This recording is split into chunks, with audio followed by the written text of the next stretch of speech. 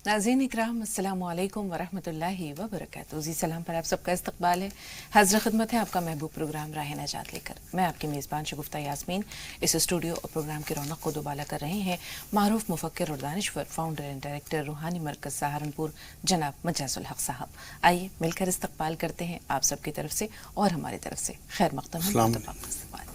वालेकुम अस्सलाम। तो नाज़रीन आइए प्रोग्राम के सिलसिले की शुरुआत करते हैं। आज के मौजू की जानिब आते हैं। हमारा आज का मौजू है माँ बाप की खिदमत। नाज़रीन, एक ख़ातून रसूल पाक सल्लल्लाहु अलैहि वसल्लम की खिदमत में आई और उन्होंने कहा कि या रसूल अल्लाह, मेरे शौहर अलक़मा सहाबी हैं वो, और वो हालत सकरात में हैं। उनके लब पर कलमा जारी नहीं हो रहा है। रसूल पाक सल्लल्लाहु अलैहि वसल्लम ने उनसे दरियाफ़्त किया कि क्या माँ और बाप दोनों में से कोई ज़िंदा है? तो उन्होंने कहा कि हाँ, माँ जिंदा है। रसूल पाक सल्लल्लाहु अलैहि वसल्लम ने फिर पूछा कि राज़ी हैं या नाराज़ हैं? उन्होंने कहा नाराज़ हैं। उनकी वालिदा उनसे नाराज़ हैं और कुछ दिनों से वो उनसे अलग रह रही हैं। रसूल पाक सल्लल्लाहु अलैहि वसल्लम ने फरमाया कि अलक़मा की वालिदा को बुलाओ, बल्कि ये पैगाम दिया कि अलक़मा की वालिदा से कहना कि या तो आप तशरीफ़ ले आएँ या मैं आता हूँ आपके पास। तो अलक़मा रज़ी अल्लाह तआला अन्हु की वालिदा ने कहा कि नहीं रसूल अल्लाह, मैं हाज़िर होती हूँ। और जब वो तशरीफ़ लाएँ, रसूल पाक सल्लल्लाहु अलैहि वसल्लम ने कहा कि आप अपने बेटे से क्यों नाराज़ हैं, आप उससे क्यों खफा हैं? तो उन्होंने कहा कि या रसूल अल्लाह, मुझे उनसे कोई शिकायत नहीं है, दीनी उमूर में मुझे उनसे कोई शिकायत नहीं है, अलबत्ता दुनियावी उमूर में मैं उनसे खफा हूँ, नाराज़ हूँ। उनकी ज़बान की तेज़ी की वजह से नाराज़ हूँ। वो जिस अंदाज़ में मुझसे गुफ्तगू करते हैं, मेरा कलेजा छलनी हो जाता है, मेरा जिगर चीर कर रख देते हैं उसके अल्फाज। तो रसूल पाक सल्लल्लाहु अलैहि वसल्लम ने कहा कि माफ़ कर दीजिए। उन्होंने कहा नहीं, मैं माफ़ नहीं करूँगी।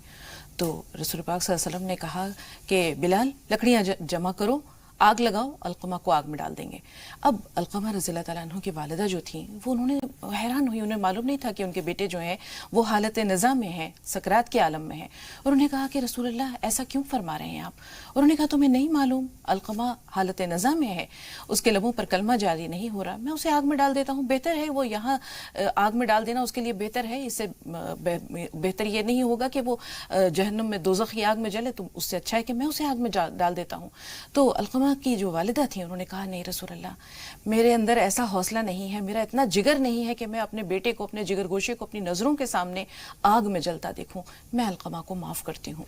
तो रसूल पाक सल्लल्लाहु अलैहि वसल्लम ने जैसे ही उनकी ज़बान से ये कलिमात जारी हुए, उधर अलक़मा रज़ियल्लाहु तआला अन्हु के ज़बान पर जो है वो कलमा जारी हो गया और वो अल्लाह को प्यारे हो गए। तो हम देखते हैं कि यहाँ उनकी वालिदा ने जिस चीज़ के लिए शिकायत की रसूल पाक सल्लल्लाहु अलैहि वसल्लम से, वो उनकी ज़बान की तेज़ी है, ज़बान दराजी है, या कुछ ऐसे अल्फाज अदा कर देना है जो माँ या बाप की शायान शान नहीं है, उनकी इज़्ज़त, उनकी अज़मत के शायान शान नहीं है। हमारे बहुत से कॉलर्स ये सवाल करते हैं, अक्सर बहनों का ये फ़ोन आता है कि बच्चे जो हैं वो ज़बान दराजी करते हैं, कुछ इस अंदाज़ में बातें करते हैं जो बहुत बुरी लगती है, नाजेबा कलिमात का इस्तेमाल करते हैं, नाजेबा अल्फाज का इस्तेमाल करते हैं। तो वो माँ बाप जिन्होंने जन्म दिया, वो माँ जिसने 9 महीने अपने पेट में रखा, उसके बाद उसकी परवरिश की, तकरीबन 4 साल तक का जो अरसा होता है उसमें माँ को किसी पहलू चैन नहीं आता, ना उसकी रात की नींद पूरी होती है, ना उसको दिन का आराम मिलता है। वो हर लम्हा बच्चे की खिदमत के लिए खुद को वक्फ कर देती है। फिर बच्चे माँ बाप से जब ऐसा सलूक करते हैं या ये कहते हैं माँ बाप को कि आपने मेरे लिए किया क्या है, तो बहुत दुख होता है। पहला सवाल जो आज मजाज साहब से करेंगे वो यही है मजाज साहब, कि बच्चे जब ये कहते हैं कि आपने मेरे लिए किया क्या है, या आपने अगर जो कुछ किया, इतना तो जानवर भी करते हैं, अगर आपने हमें पैदा किया, खिलाया पिलाया, हमारे निगहदाश्त की, परवरिश की, तो ये तो जानवर भी करते हैं, फिर आपने ऐसा खास क्या किया? अल्हम्दुलिल्लाहि रब्बिल आलमीन वस्सलातु वस्सलामु अला रसूलिल करीम व अला आलिहि व अस्हाबिहि अजमईन, अम्मा बाद, औज़ु बिल्लाहि मिनश शैतानिर रजीम, बिस्मिल्लाहिर रहमानिर रहीम, रब्बि इश्रह ली सदरी वयस्सिर ली अमरी वहलुल उक़दतम मिन लिसानी यफ़क़हू क़ौली। आज आपने बेहतरीन मौजू मुझे दिया है अल्हम्दुलिल्लाह, और अल्लाह करे मैं हक़ अदा कर सकूँ इसका, क्योंकि ये मामला जो है ये हमारी आखिरत से जुड़ा हुआ है। कुरान में अल्लाह रब्बुल इज़्ज़त ने 5 जगह अपने हक़ के फ़ौरन बाद माँ बाप का हक़ बयान किया है, मतलब किसी और का भी नहीं, यहाँ तक कि रसूल सल्लल्लाहु अलैहि वसल्लम का भी नहीं। रसूल की इताअत का तो जगह जगह जिक्र है, लेकिन खिदमत का, मोहब्बत का और उनके हुक्म मानने का जो अल्लाह ने बयान किया है कि शिर्क के बाद सबसे ज़्यादा माँ बाप का हुक्म मानना है। एक हदीस में एक बार बहुत मशहूर हदीस है कि हुजूर पैड़ियों पर चढ़ रहे हैं, जिब्रील अलैहिस्सलाम आए और उन्होंने 2-3 बातें कही। उनमें से एक बात यह है कि कोई अगर अपने माँ बाप में दोनों को या किसी एक को पाए اور ان کی اتنی خدمت نہ کرے کہ اللہ اس پہ جنت واجب کر دے تو اس کی ہلاکت ہو. تو حضور صلی اللہ علیہ وسلم نے آمین کہا. اب آپ دیکھیے کہ فرشتوں کا سردار کوئی بد دعا دے اور اس پہ حضور صلی اللہ علیہ وسلم کا آمین, تو اس ایسے شخص کی بنے گی کس طرح سے بات اللہ کے ہاں جو اپنے ماں باپ کا نافرمان ہوا. وجہ اصل میں قرآن میں جگہ جگہ اپنے حق کے بات بیان کرنے کی جو میری سمجھ میں آتی ہے, اصل میں اللہ خالق ہے, رازق ہے, محافظ ہے, مالک ہے. اصل تو مالک, اصل محافظ, اصل خالق وہی ہے, لیکن یہاں وسائل کے ذریعے بظاہر وہ ماں باپ کے ذریعے ولادت دیتا ہے. اسی طرح سے رزق کا معاملہ ہے کہ اصل رازق وہی ہے, لیکن یہاں کھانا پلانا اس نے ماں باپ کے ذمہ لگا دیا. اسی طرح محافظ, حفاظت ساری اللہ ہی کرنے والے ہیں, لیکن یہاں ماں باپ حفاظت کرتے ہیں. ایسے ہی مالک, کوئی بچہ کھیل رہا ہو, کوئی پوچھے کس کا ہے تو فوراً ماں بولے گی میرا ہے یا باپ بولے گا میرا ہے. تو یہ ساری چیزیں وہ ہیں, اللہ اپنے بندوں کو دیتا جاتا ہے, دیتا جاتا ہے, دیتا ہے. کوئی واپسی, کوئی امید یا کوئی مطالبہ نہیں کرتا. ایسے ہی ماں باپ بھی اپنے بچوں کو دیتے جاتے ہیں, دیتے ہیں. کوئی تمنا, کوئی خواہش واپسی کی نہیں ہوتی ان کے دل میں اس وقت. وہ بات الگ ہے کہ دل میں کہیں ہو کہ بڑے ہو کے یہ اچھے بنیں گے تو یہ ہمارے بھی کام آئیں گے, لیکن ایک جگہ آپ دیکھیں نا, اگر خدا نہ خواستہ اللہ کی طرف سے کوئی آزمائش ہو اور ایب نارمل بچہ مل جائے ماں باپ کو, تو وہ تو اس سے تو وہ ختم ہوگی امید ہو بھی, لیکن اس کے لیے بھی اسی طرح دیتے چلے جاتے ہیں. بلکہ خدمت اور محبت کا جذبہ بڑھ جاتا ہے. جی, آپ یہ دیکھیں کہ ماں جو ہے وہ اپنی جان پہ کھیل کے بچے کو جنم دیتی ہے, اور اپنا خون چسا کے 2 سال تک آپ یہ دیکھیں کہ اپنا خون چسانا, 9 مہینے پیٹ میں رکھنا. بکری کا بچہ بھی پیدا ہوتے ہی تھوڑا سا لڑکھڑائے گا اور کھڑا ہو جائے گا, لیکن یہ جو انسانوں کی اولاد ہیں یہ تو 8-10 مہینے تک بستر پہ پڑے رہتے ہیں. ان کی پوٹی پیشاب تک ان کی ماں کو دیکھنی پڑتی ہے 2 سال تک کم سے کم. تو یہ ساری خدمات ایسی ہیں ماں کی جو آپ کہہ رہی ہیں کہ بچے یہ کہتے ہیں کہ آپ نے کیا کیا ہے. اگر ان چیزوں پہ نظر ڈالیں تو ماں کی, اللہ کے رسول صلی اللہ علیہ وسلم نے جو زیادہ درجے بیان کیے ہیں اس کی وجہ یہی ہے. حالانکہ 3 بار حضور اکرم صلی اللہ علیہ وسلم جب پوچھا گیا کس کا سب سے زیادہ حق ہے تو ماں کا, 4تھے نمبر پہ باپ کا. باپ کے ہی بہت اصل میں بہت احسانات ہوتے ہیں, اپنی رات دن کا چین سکون ختم کر کے, محنتیں کر کے, جیسے مرضی پورے معاشرے کا جو ہے وہ بوجھ اٹھاتا ہوا, لوگوں کی باتیں سنتا ہوا, رشتہ داروں کے منہ بنے ہوئے دیکھتا ہوا, سب اپنی اولاد کے لیے بڑھتا چلا جاتا ہے, اور اپنی اولاد کی تربیت بھی, ان کے لیے مال بھی, کسی طرح سے بھی وہ دن بھر دھوپ میں. جی آپ مزدوروں کو دیکھیں, آپ محنت کشوں کو دیکھیں, چلچلاتی دھوپ میں جہاں ہم کھڑے ہونے کا تصور نہیں کر سکتے, وہ ایسی سخت دھوپ میں کام کرتے ہیں, مزدوری کرتے ہیں, لیکن شام کو جب آتے ہیں تو بچوں کے لیے وہ عقل حلال کا بندوبست ضرور کر کے لاتے ہیں. ابھی آپ نے خدمت کا ذکر کیا مجاز صاحب, بچپن میں والدین بچوں کو پالتے پوستے ہیں, ان کی خدمت کرتے ہیں, ان کی پرورش کرتے ہیں, ان کی نگہداشت کرتے ہیں, اور جب بڑھاپے میں والدین کمزور ہو جاتے ہیں, بوڑھے ہو جاتے ہیں, تو بچے شاید وہ حق ادا نہیں کر سکتے. کہتے ہیں کہ ایک ماں 10 بچوں کی پرورش کر دے گی, لیکن 10 بچے مل کے ایک ماں باپ کو نہیں دیکھ پائیں گے. اصل میں یہ ٹھیک بات ہے بالکل آپ کی. یہ جو آپ بات کر رہی ہیں نا, اللہ نے قرآن میں نہ تو کسی بادشاہ کا نہ کسی بڑے آدمی کا پروٹوکول بیان کیا ہے. اللہ نے قرآن میں ماں باپ کا پروٹوکول بیان کیا ہے. سورہ بنی اسرائیل کی 23 اور 24 نمبر آیت آپ پڑھیں تو اس میں اللہ رب العزت نے یہ بات کہی ہے کہ جب تمہارے ماں باپ جو ہیں وہ بڑھاپے کو پہنچے, ان میں سے کوئی ایک یا دونوں تمہیں ملے تو ان کے ساتھ احسان کا معاملہ کرنا, اپنے کندھے جھکا کے رکھنا, ان کے سامنے اف بھی نہ کہنا, ڈانٹ ڈپٹ نہ کرنا. یہ وہ ساری چیزیں ہیں جو بچپن میں اولاد کے ساتھ گزری ہوئی ہوتی ہیں, اور ماں باپ کبھی ڈانٹ ڈپٹ نہیں کرتے, کبھی برا نہیں مانتے, بار بار کسی چیز کو بچہ دہراتا رہتا ہے, اسے پوری کرنے کی کوشش کرتے ہیں. لیکن جب والدین بوڑھے ہو جاتے ہیں, ان کے اصل میں یہ دیکھیں نا آپ کے اس ضعیفی کی عمر کو قرآن نے بیکار عمر کہا ہے, ارذل العمر کہا ہے. جی, تو وہاں اس عمر میں آ کے نہ تو دماغ کام کرتا ہے, نہ کان کام کرتے ہیں, نہ آنکھیں, نہ ہاتھ پاؤں, تو وہاں والدین جو ہیں وہ کمزوری محسوس کرتے ہیں. اس ٹائم پیشنس چاہیے ہوتا ہے. ساری اولادیں ایک سی نہیں ہوتی, لیکن اکثر لوگ اس ٹائم پیشنس نہیں رکھ پاتے, اور اپنے ماں باپ کو, بہت سارے میں نے دیکھے ہیں پڑھے لکھے لوگ, وہ اپنے ماں باپ کو, جاہل ماں باپ کو بوجھ سمجھنے لگتے ہیں. وہ مصیبت جو ہے نا, وہ انہیں مصیبت سمجھ رہے ہیں, وہ مصیبت کو دعوت دے رہے ہیں, جبکہ یہ مصیبت نہیں ہے مجاز صاحب, یہ تو نعمت ہے اور رحمت ہے. حضرت موسیٰ علیہ السلام کا ایک واقعہ یاد آتا ہے کہ انہوں نے ایک بار اللہ تعالیٰ سے دریافت کیا کہ یا اللہ جنت میں میرا ساتھی کون ہے. اللہ تعالیٰ نے کہا کہ فلاں قصائی. اب حضرت موسیٰ علیہ السلام نے پوچھا کہ بھائی نکلے محلے میں اور لوگوں سے دریافت کیا کہ فلاں قصائی کہاں پر رہتا ہے, تو لوگوں نے کہا کہ وہ دیکھو سامنے گوشت بیچ رہا ہے. تو حضرت موسیٰ علیہ السلام نے دیکھا کہ اس نے چھوٹی سی دکان لگا رکھی ہے، گوشت بیچ رہا ہے، اور جب دکان بڑھانے کا وقت ہوا تو ایک پارچہ اس نے اپنے تھیلے میں ڈالا، دکان کو تالا لگایا اور وہ ایک جانب چلنے کے لیے تیار ہو گیا۔ حضرت موسیٰ علیہ السلام وہاں گئے، اس شخص سے پوچھا کیا میں تمہارے ساتھ چل سکتا ہوں، تمہارے ہمراہ چل سکتا ہوں؟ اس نے کہا کہ آ جاؤ۔ وہ نہیں جانتا تھا کہ حضرت موسیٰ علیہ السلام ہے۔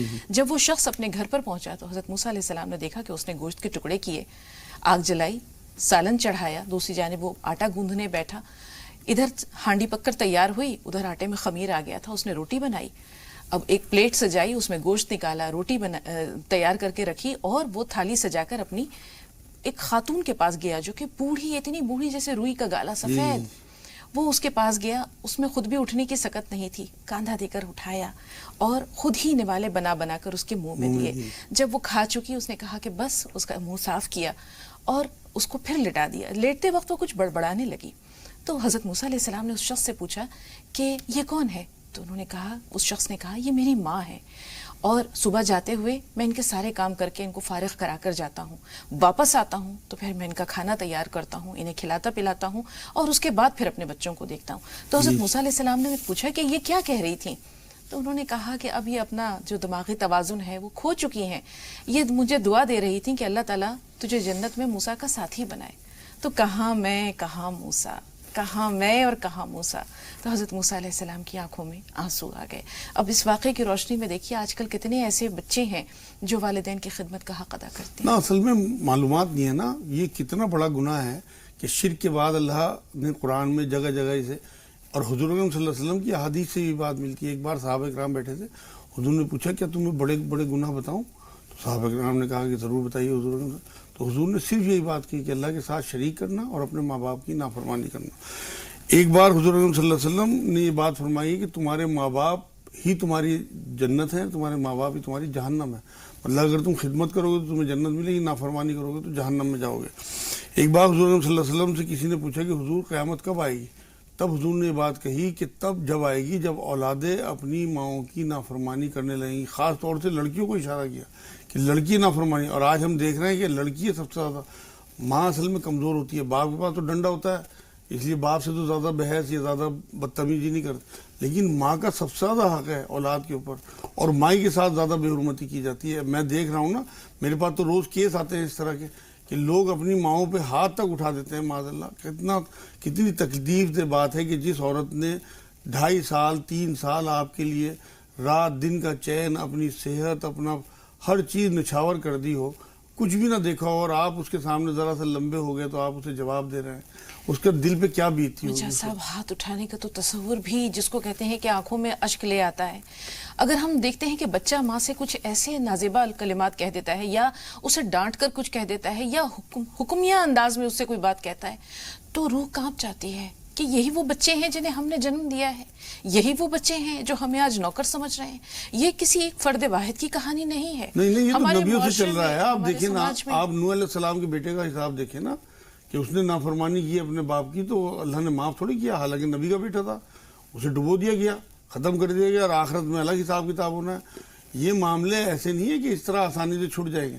اسماعیل علیہ السلام نے جو حق فرزندی تھا وہ نبھایا اور اپنی گردن تک پیش کر دی۔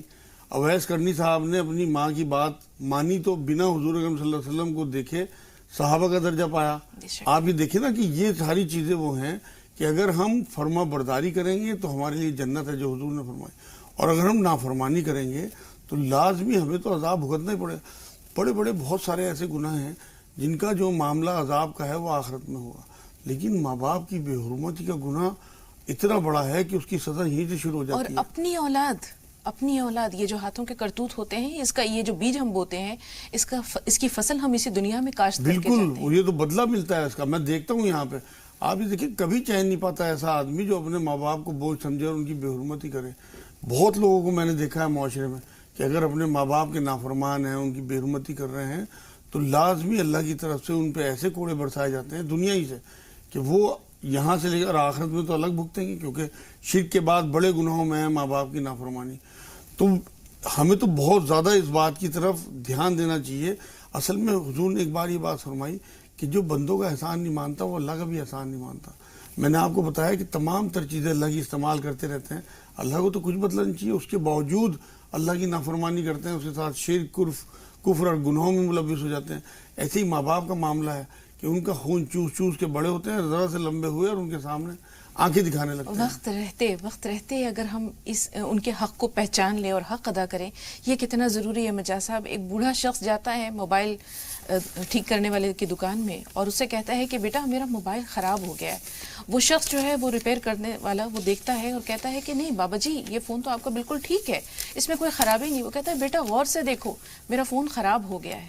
وہ کہتا ہے کہ میں نے بہت اچھی طرح آپ کا فون چیک کر لیا, اس فون میں کوئی خرابی نہیں. تو وہ بوڑھا ابدیدہ لہجے میں کہتا ہے کہ بیٹا اگر میرا فون ٹھیک ہے تو میرے بیٹے کا فون کیوں نہیں آتا. ایک واقعہ ایسا اور ہوا ہے. اصل میں حضور صلی اللہ علیہ وسلم کے پاس ایک صحابی پہنچے کہ میرا باپ جو ہے وہ میرا مال اڑا رہا ہے اور میں اس سے مال روک دوں اپنا. حضور صلی اللہ علیہ وسلم نے ان کے باپ کو طلب کر لیا, اور جب باپ آیا ہے اس نے جو بیان کیا ہے اپنا معاملہ کہ حضور اب میں بوڑھا ہو گیا ہوں, جب میں جوان تھا تو میں نے محنتیں کر کر کے, جب یہ بیمار ہوتا تھا تو میں رات بھر اس کے ساتھ جاگتا تھا. پوری لمبی حدیث ہے, پورا واقعہ, یہاں تک کہ اس کی بات سن کے حضور صلی اللہ علیہ وسلم کی آنکھوں میں آنسو آ گئے. اور حضور نے پھر اس آدمی جو صحابی جو شکایت لے کے آئے تھے اپنے باپ کی, ان کے سینے پہ ہاتھ رکھ کے بات کہی کہ تو بھی اور تیرا مال بھی تیرے باپ کے ہیں. تو اس لیے تمام ناظرین یہ بات سمجھ لیں کہ اپنے ماں باپ کے لیے جو بوڑھے ہو گئے, چاہے کتنی عمر کے ہو گئے ہوں, وہ حضور اکرم صلی اللہ علیہ وسلم نے باپ کے لیے کہا کہ باپ جنت کا دروازہ ہے, اور ماں کے لیے کہا کہ ماں کے پیروں کے نیچے جنت ہے. آپ کی عمر کتنی بھی ہو, آپ اپنی ماں کی ٹانگیں ضرور دبایا کریں 2-4 منٹ, اور اس نیت کے ساتھ بیٹھا کریں کہ آپ جنت میں بیٹھے ہیں. کیونکہ قرآن یہ کہتا ہے کہ جنتیوں کی کوئی بھی بات اللہ رب العزت ٹالیں گے نہیں. وہاں دعائیں کیا کریں اپنے لیے, اپنی اولاد کے لیے, اپنی آخرت کے لیے, اتنا بڑا فائدہ ہوگا. اصل میں ماں باپ جو ہیں یہ بوڑھے ہونے کے بعد خود تو کچھ نہیں کر پاتے, لیکن یہ فالتو کی دعائیں دیتے رہتے ہیں اپنی اولاد کو دیکھ کے. یہ ٹین شیڈ ہیں, تمام پریشانی, اولا ہو, برسات ہو, بارش ہو, طوفان ہو, سب اپنے اوپر جھیل لیتے ہیں. اور اگر یہ ٹین شیڈ ہٹ جائیں, میں دیکھتا ہوں نا کہ ہماری ماں نہیں ہے, سارا شرارہ بکھر جاتا ہے شروع میں, تو جب ماں چلی جاتی ہے. باپ کے چلے جانے کے بعد اتنا فرق نہیں پڑتا, صرف فائنینشلی فرق پڑتا ہے, لیکن ماں کے بعد تو آپ یقین کرو کہ آج تک اتنی میری عمر ہو گئی حالانکہ, لیکن اب بھی مجھے اپنے آپ کو ایسے ہی لگتا ہے کہ کاش میری ماں ہوتی. اب بھی میں تڑپتا رہتا ہوں اپنی ماں کو یاد کر کر کے. الحمدللہ اتنی محبت کی عورت تھی, اس قدر دعائیں دیتی تھی ہمیں کہ میں اب لگتا ہے کہ اب دعا دینے والا ہے. موسیٰ علیہ السلام ایک بار کوہ طور پہ جا رہے ہیں تو راستے میں اللہ رب العزت کی آواز آئی, تازی ماں کی ڈیتھ ہوئی ہوئی تھی, کہ موسیٰ آپ سنبھل کے قدم رکھنا, تیری دعا دینے والی چلی گئی. آپ دیکھیں اللہ انہیں اشارہ کر رہا ہے. تو آپ دیکھیں کہ ماں باپ جو ہیں اس دنیا میں اولاد کے لیے کتنی بڑی نعمت ہے. یہ تو ان کے جانے کے بعد ہی پتہ لگتا ہے, کوئی نعمت چھن جانے کے بعد ہی اس کی قیمت کا احساس ہوتا ہے انسانوں کو. ایک شخص تھا دھوپ میں کام کر رہا تھا, اور اس کے جو بزرگ والد تھے وہ بار بار کہہ رہے تھے بیٹا دھوپ سے ہٹ جاؤ. مزدور لگا رکھے تھے, گھر میں تعمیر ہو رہی تھی. باپ جو ہے بار بار کہہ رہے تھے کہ بیٹا دھوپ سے ہٹ جاؤ, باپ بار بار ٹوک رہے تھے. وہ شخص نہیں ہٹ رہا تھا, کافی دیر تک دھوپ میں لگا رہا. تو وہ بزرگ نے کیا کیا کہ اپنے چھوٹے سے پوتے کو دھوپ میں کھڑا کر دیا. اب باپ نے جب یہ دیکھا کہ میرا بیٹا دھوپ میں کھڑا ہے, وہ اسے گود میں اٹھا کر لے کر اپنے والد کے پاس گئے اور کہا کہ ابا یہ کیا کیا, یہ اتنا ننھا سا بچہ دھوپ میں آپ نے کھڑا کر دیا. انہوں نے کہا کہ تمہیں اپنے بیٹے سے محبت ہے, مجھے بھی اپنے بیٹے سے بہت محبت ہے. تو ہم اپنے بچوں سے جب محبت کرتے ہیں تو ہم بھول جاتے ہیں کہ ہم بھی تو کسی کے بچے ہیں. تو وہ ماں باپ اصل میں ماں باپ کی بے حرمتی اسی لیے کرتے ہیں کہ بچوں کو احساس ہی نہیں ہے. ماں کا دیکھو نا, آپ سب کو چھٹی ملتی ہے, ماں کو تو چھٹی بھی نہیں ملتی, بلکہ چھٹی والے دن اور زیادہ مصروفیت بڑھ جاتی ہے. کہ جو لوگ سارے گھر پہ ہوتے ہیں, جو لوگ اسکول جاتے ہیں بچے یا آفس جاتے ہیں, اور زیادہ مصروف ہو جاتی ہے ماں. میں دیکھتا ہوں نا اپنے گھروں میں کہ ماں کے لیے تو چھٹی بھی نہیں ہے. ماں صرف محبت چاہتے ہیں, ماں یا باپ دونوں صرف محبت چاہتے ہیں, صرف حرمت کہ کسی طرح سے عزت مل جائے تھوڑی سی, وہ بھی وہی نہیں مل پاتی. آپ یہ اتنا زیادہ افراتفری کا دور آ گیا کہ کمزور سمجھ کے ان کے اوپر ظلم کیے جاتے ہیں, اولڈ ایج ہوم بھیج دیتے ہیں. مجاز صاحب یہ جو موضوع ہے آج تشتہ ہے, یہ محبت کیوں نہیں ملتی, اس پہ انشاءاللہ کل بات کریں گے. بہت ساری باتیں ہیں ناظرین, کل بتائیں گے. کل انشاءاللہ مولانا صاحب سے بھرپور آپ کی جو ہے وہ گفتگو ہوگی, رہنمائی ہوگی. یہ محبت کیوں نہیں ملتی, خلوص میں کمی کیوں آتی ہے, بے توجہی کیوں بڑھتی جاتی ہے, کیوں بچے ماں باپ کو ٹائم نہیں دیتے. بہت سارے اسباب ہیں, بہت سارے عوامل ہیں. آج وقت چونکہ کم ہے, 2 کالرز ہمارے ساتھ ہیں, ان سے بات کرنا بھی ضروری ہے. نفیسہ صاحبہ پہلے آپ سے مخاطب ہیں, سوال بتائیے. چلیے سائرہ صاحبہ پہلے آپ سے مخاطب ہیں, فرمائیے کیا سوال ہے. السلام علیکم ورحمۃ اللہ وبرکاتہ. اللہ تعالیٰ آپ کو خوب جزائے خیر دے. آمین آمین. اللہ تعالیٰ آپ کے ساتھ بھی یہ معاملہ کرے. سائرہ صاحبہ بتائیے سوال کیا ہے؟ جی میرے دوست، میرا سوال تو یہ ہے کہ کہتے ہیں حدیث میں پڑھا ہے کہ شادی سے پہلے بیٹی کے ماں باپ کی خوشی میں ان کی جنت اور دوزخ ہے، اور شادی کے بعد اس کے شوہر کی رضا میں اس کی جنت اور اس کی ناراضگی میں اس کی دوزخ ہے. تو جب بیٹی کی شادی ہو جاتی ہے تو اس کا والد کے لیے کیا حق بچتا ہے؟ اس کا والدین کے لیے کیا حق ہے؟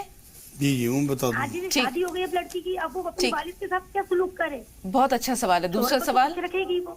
دوسرا سوال یہ ہے کہ جیسے ایک بیٹا ہے، وہ نماز بھی پڑھتا ہے، سب کچھ کرتا ہے، مگر اپنے والد کے ساتھ جیسے آپ نے بتایا تھا ابھی کیسے لہجے کے اندر بات کرتا ہے کہ آپ سنو تو دل چیر کے رہ جاتا ہے، اور والد یہ سوچتا ہے کہ میرا بیٹا ایک ہی بیٹا ہے، میں سے کیسے کروں. والد سمجھ رہے اس بات کو، بیٹا نہیں سمجھ رہا اس بات کو کہ میں نے قربانی کری، بہنوں کی شادی کری، تم نے میرے لیے کیا کرا، جبکہ گھر مکان سب کچھ دیا والد نے. اس بیٹے کے لیے کیا حکم دیتے ہیں اپنا؟ جی بہت اچھے سوال ہے. اللہ آپ کو جزائے خیر دے. نفیسہ صاحبہ آپ بتائیے آپ کا سوال کیا ہے؟ ایسا لگتا ہے نفیسہ صاحبہ انتظار نہیں کر سکی. بہرحال دو سوال ہمارے پاس موجود ہیں. چھوٹا سا بریک لیتے ہیں، بریک کے بعد ملتے ہیں ناظرین.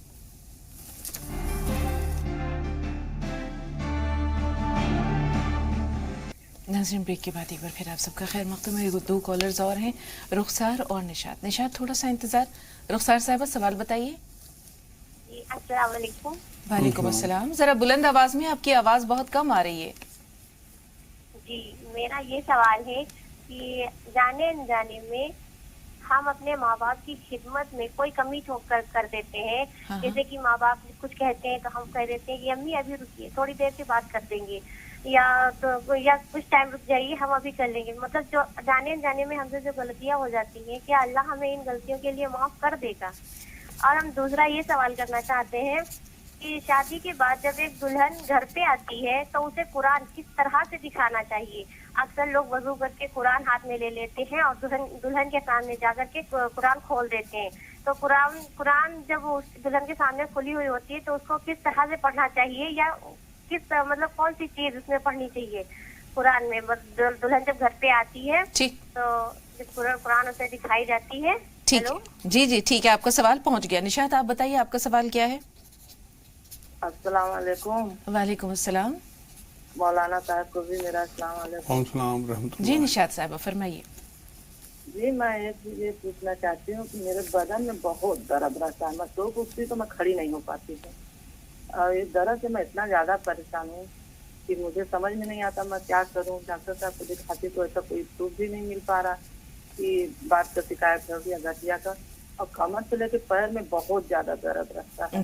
ٹھیک جی جی ایکسرا کرائی تو نس کا اور سونوگرافی. ٹھیک ہے نشاط صاحبہ تھوڑا سا انتظار. اپنے کالر سے چھوٹی سی گزارش ہے ہماری کہ جب آپ بات کریں تو برائے کرم ذرا بلند آواز میں بات کریں تاکہ آپ کی آواز ہم تک پہنچ سکے. آپ کی آواز بہت آہستہ آ رہی ہے. سائرہ صاحبہ کا جو پہلا سوال تھا مولانا صاحب وہ یہ تھا کہ شادی کے بعد جو ہے وہ کہا جاتا ہے کہ اب تم پر سب سے زیادہ حق تمہارے شوہر کا ہے، شادی سے پہلے والدین کا ہوتا ہے.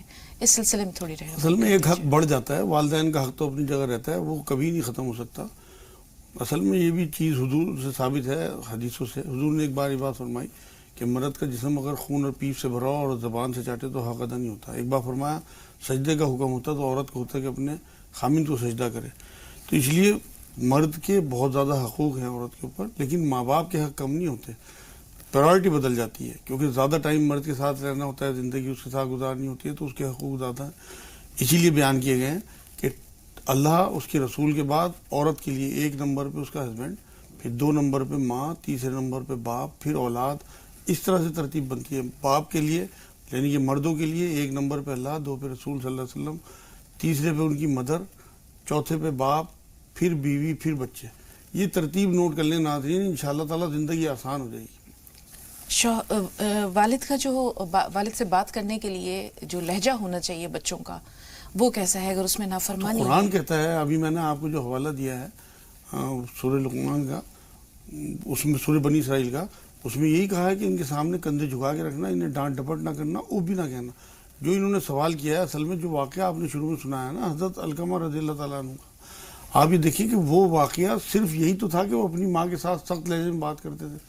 ایک صحابی، آپ یہ دیکھیں کہ تمام غوث ہوں، کتنے بڑے بزرگ ہوں، کتنے بڑے پیر ہوں، کسی ایک صحابی کے تھوک کے برابر بھی نہیں ہے. اور ایک صحابی کے بارے میں یہ واقعہ بیان ہو رہا ہے کہ حضور صلی اللہ علیہ وسلم کہہ رہے ہیں کہ اسے آگ پہ ڈال دو، یہاں کی آگ اس کے لیے زیادہ آسان ہے بنسبت وہاں کی آگ کی.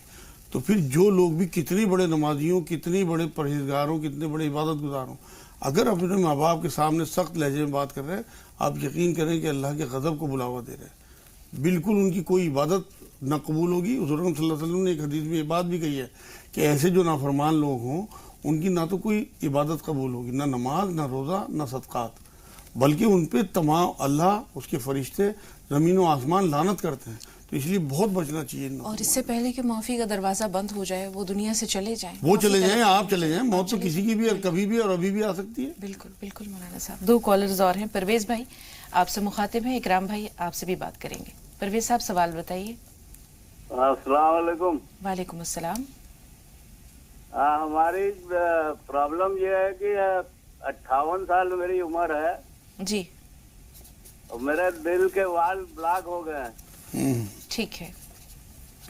تو میں مولانا صاحب سے پوچھنا چاہتا، دوا تو میں کروا رہا ہوں جی، لیکن کوئی طبی علاج اگر وہ بتا دیں تو بہتر ہے، یا کوئی دعا بتا دیں. درد تو نہیں ہوتا دل میں؟ درد کی بات کر رہے ہیں جی آپ کو؟ تکلیف بھی ہوتی ہے، درد ہوتا ہے کیا؟ ہاں، چلنے میں جلدی تھک جاتا ہوں. سانس پھولتا ہے؟ جی سانس پھولتی ہے. ٹھیک، تھوڑا سا انتظار. اکرام بھائی آپ بتائیے آپ کا سوال کیا ہے؟ جی میرا سوال یہ ہے، ہماری والدہ صاحب کا انتقال ہو گیا تھا. جی. ہاں جی، وہ میں نے اپنے کو کاسنا معاف کروا لیا. ایک ہمارا بڑا بھائی ہے، اس کا نہیں کرا. اچھا اس کا ذرا یہ ٹھیک ٹھیک ہے، رہنمائی فرما دیں مولانا دعا صاحب. کرنا ہمارا مکان بن جائے. جی ٹھیک ہے. پہلے والدہ سے متعلق سوال. ہاں، وہ اس میں ایسا ہوا ہے کہ حضور صلی اللہ علیہ وسلم نے ایک بار یہ بات فرمائی کہ کبھی ایسا ہو جائے تو انہیں چاہیے کہ اپنی ماں کے لیے زیادہ سے زیادہ استغفار کریں اللہ سے اور دعا کریں مغفرت کی. اگر دل سے ان کے لیے دعا کریں گے تو انشاءاللہ تعالیٰ اللہ انہیں معاف کر دے گا. انہیں کمبل سیشن میں انہیں معاف کر دے گا.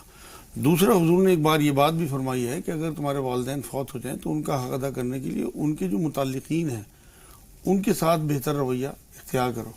ماں کا حق کیونکہ زیادہ ہوتا ہے، رحم میں ماں پالتی ہے بچے کو، تو اس لیے ننیحال کا حق زیادہ ادا کرنا چاہیے بنسبت ددیال کے. ہمارا رجحان ددیال کی طرف ہوتا ہے، لیکن حضور صلی اللہ علیہ وسلم ماں کے 3 حق بیان کر گئے ہیں، تو کم سے کم 3 گنا ددیال سے ماں ننیحال کا حق ادا کرتے رہنا چاہیے.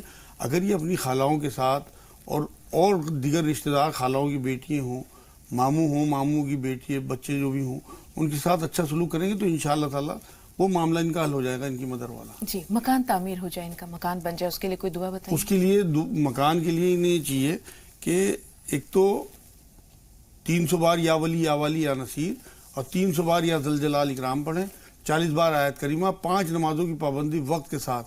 انشاءاللہ تعالیٰ مکان ان کا بننا شروع ہو جائے گا. اور جب شروع ہو جائے، جو پلاٹ ان کے پاس ہے، 41 بار سورہ فاتحہ بسم اللہ کے ساتھ باوضو پڑھ کے پانی دم کر لیں، صرف ایک بار اس میں پلاٹ میں چھڑک دیں. آپ یہ دیکھیں کیسے وسائل پیدا ہوتے ہیں، کتنی جلدی مکان شروع. جانے انجانے اگر والدین کی حق تلفی ہوتی ہے، حکم عدولی ہوتی ہے، تو کس طرح محاسبہ؟ اصل میں جان کے تو گناہ ہے، لیکن انجانے تو معاف کر دے گا، کیونکہ قرآن میں اللہ کہتا ہے کہ بھائی کوئی روزے کے بیچ میں اگر کھا پی لے تو اس کی معافی ہے. والدین کے معاملے میں صرف اور صرف ان کے لیے استغفار کرتے ہیں اور زیادہ سے زیادہ ان کا دھیان رکھیں زندگی میں، اور موت کے بعد ان کے لیے، کیونکہ میں نے تو ایک روایت میں یہ تک پڑھا ہے کہ دعا اوپر پہنچتی نہیں اگر والدین کے لیے دعا آپ نہیں کر رہے. آپ کی دعاؤں میں والدین کا حصہ ہے. تو ہر نماز کے بعد اگر فوت ہو گئے والد والدہ تو 3 بار قل هو اللہ احد، حضور نے فرمایا کہ 1/3 قرآن کے برابر ہے. تو کم سے کم 1 قرآن کا ثواب اپنے والدین کو ہر نماز کے بعد پہنچا دیا کریں.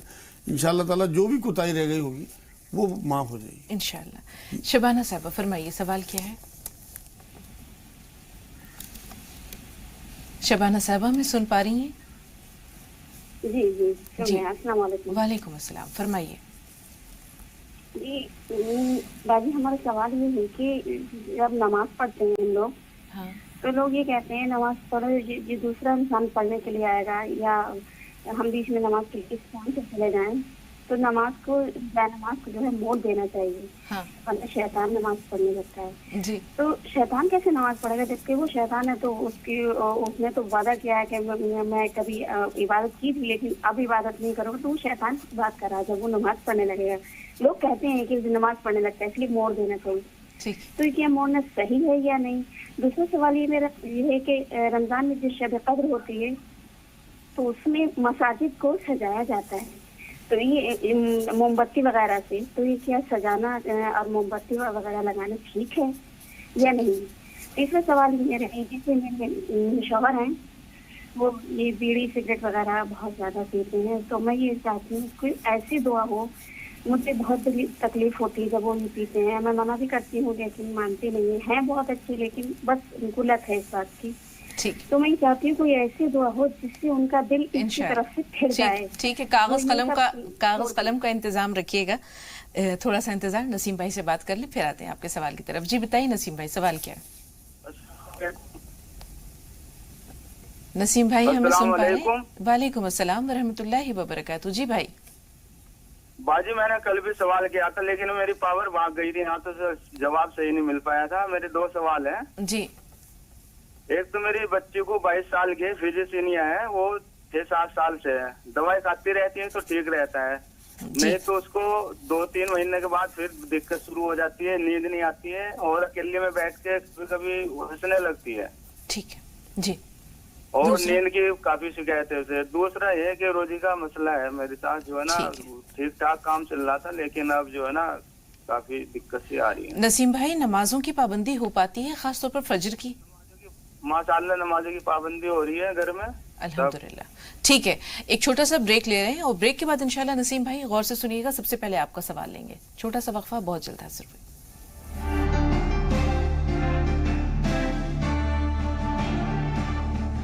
ناظرین ایک بار پھر آپ سب کا خیر مقدم ہے. نسیم صاحب کا جو سوال پہلا ہے، 22 سال کی بچی ہے، شیزوفرینیا ہے، بے خوابی ہے، بڑبڑاتی ہے اکیلے میں. جی اسے یہ چاہیے کہ اگر وہ پڑھ لے تو 300 بار لا حول ولا قوت الا باللہ اسے یہ رٹوا دیں. 150 بار صبح، 150 بار شام. نہیں تو گھر کا کوئی اور آدمی پڑھ کے اسے پانی نم کر کے دے دیا کرے.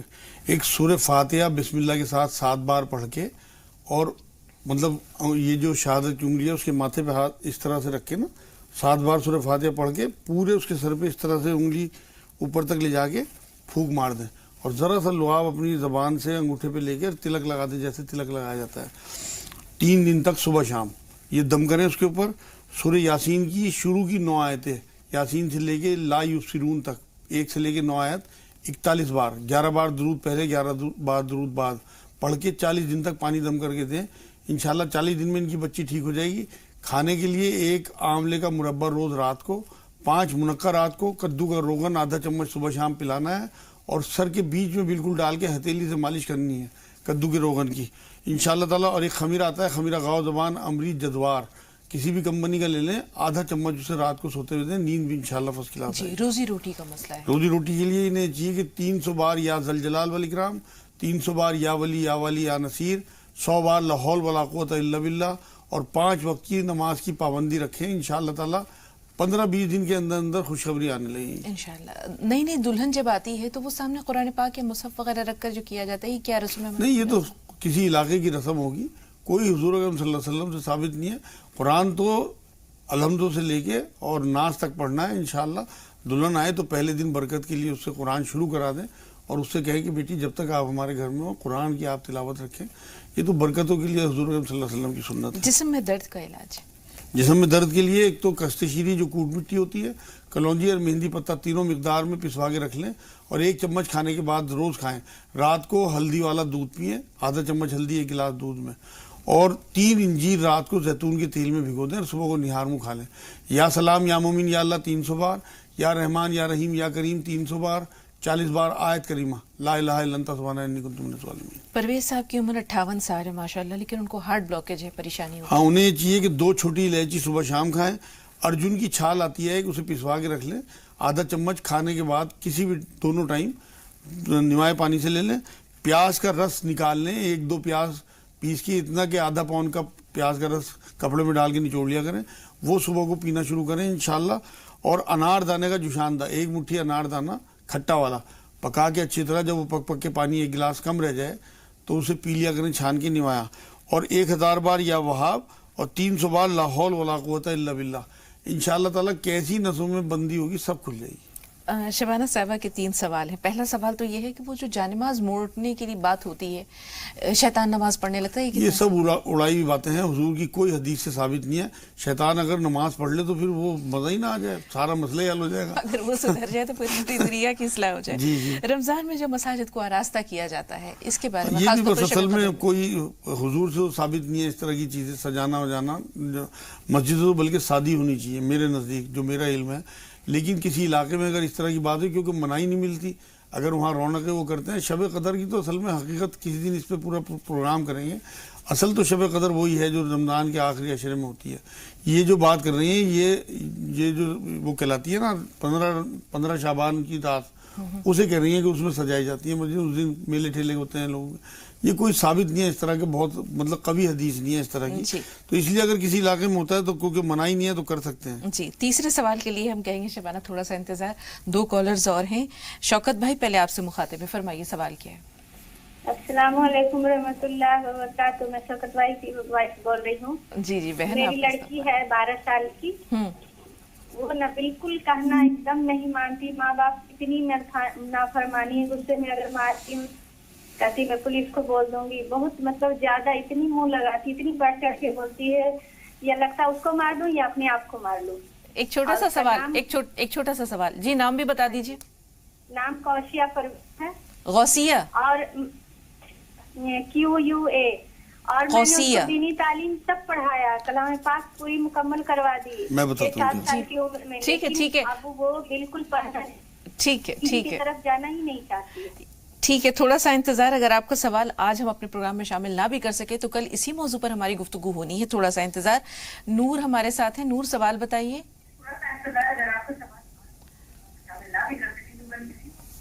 ٹی وی کی آواز میوٹ کیجئے نور. السلام علیکم.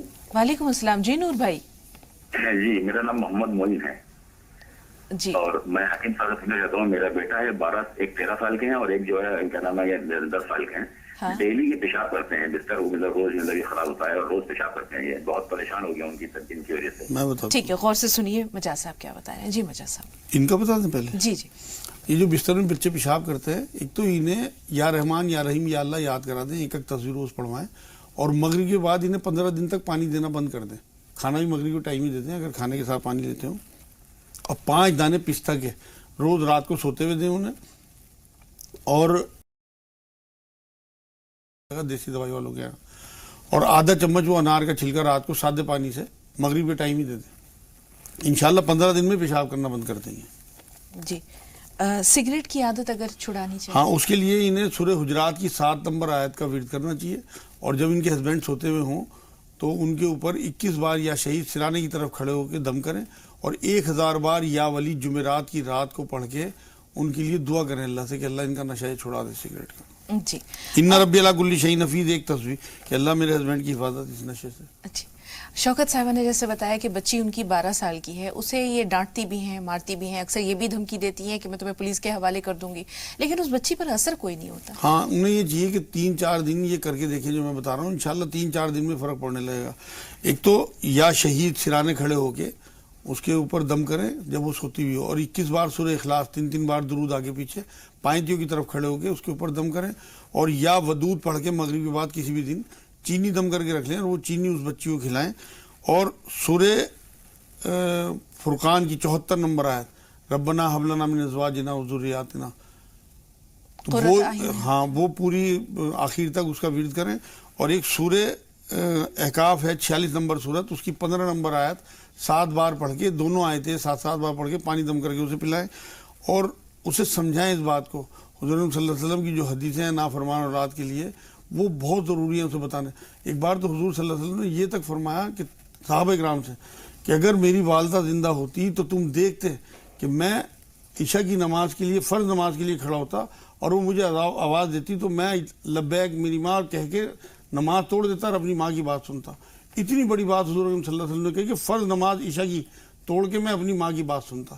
تو اس لیے تمام بچوں کو یہ باتیں سنانی چاہیے، بتانی چاہیے کہ حضور اس طرح کی تعلیمات دے کے جائیں. بالکل مولانا صاحب، انشاءاللہ موقع ملا تو کل اسی موضوع پر ناظرین سے بہت ساری باتیں کریں گے. اس سکے کے دوسرے رخ کو بھی دیکھیں گے، اس معاملے کے دوسرے پہلو کو بھی دیکھیں گے کہ کیوں بچے والدین کو توجہ نہیں دیتے یا ان کی حکم عدولی کرتے ہیں، نافرمانی کرتے ہیں. کیا وجہ ہے؟ تربیت میں کمی رہ جاتی ہے، پیار میں کمی رہ جاتی ہے، محبت میں کمی رہ جاتی ہے، یا پھر کوئی اور بات؟ یہ بہت ضروری ہے. اصل میں وجہ یہ ہے کہ قرآن میں اللہ نے ایک آیت میں یہ بات کہی ہے کہ تم تو عمل کر کے بھول جاتے ہو، میں لکھ لیتا ہوں. بالکل. ماں باپ کے دل میں کوئی بات نہیں ہوتی اولاد کے لیے، سب معاف کر دیتے ہیں، بھول بھی جاتے ہیں، لیکن اللہ لکھ لیتے ہیں. اس لیے ہمارے لیے بہت ضروری ہے کہ ہم سنبھل جائیں ابھی، موت سے پہلے اپنے ماں باپ کی موت ہو یا ہماری اپنی موت ہو. بالکل مجاز صاحب، بہت شکریہ اس تشریف آوری کے لیے.